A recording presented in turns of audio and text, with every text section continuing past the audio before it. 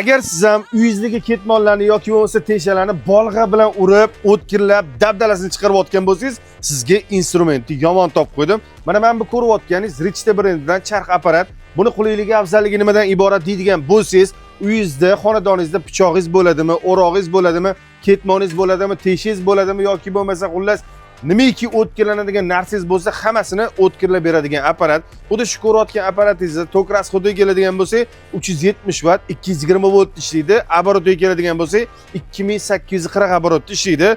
Xuddi shu ko'rayotganingizni qarang. Xohlasangiz mana toshlarni ko'ryapsiz, grubiy, melkiy qilib ishlatsangiz bo'ladi. Buni bitta joyga qo'yib qo'yib, stanok qilib ishlatsangiz ham bo'ladi yoki bo'lmasa xohlagan obyektingizga borib, xohlagan narsangizni o'tkirlab ishlatsangiz ham bo'ladi. Asosan dehqon bo'lasizmi, sapojnik bo'lasizmi, любой odamga kerakli instrument bitta olib qo'yadigan bo'lsangiz, uyda o'tkirlamagan narsadan umuman muammoingiz bo'lmaydi. Charxchiga boradigan bo'lsangiz ham 5-6 ta pichog'ingizni yoki bo'lmasa ketmoningizni xullas o'tkirlatadigan bo'lsangiz, ancha-muncha rasxod qilib qo'yasiz. Mana buni olib qo'yadigan bo'lsangiz, umuman rasxod qilmaysiz. Xullas arzon narsa ekan. Xullas bosib yuboradigan joyi narx qizuv bo'ladigan bo'lsa, pastda nomer qoldiramiz. Bemalol murojaat qilsanglar bo'ladi.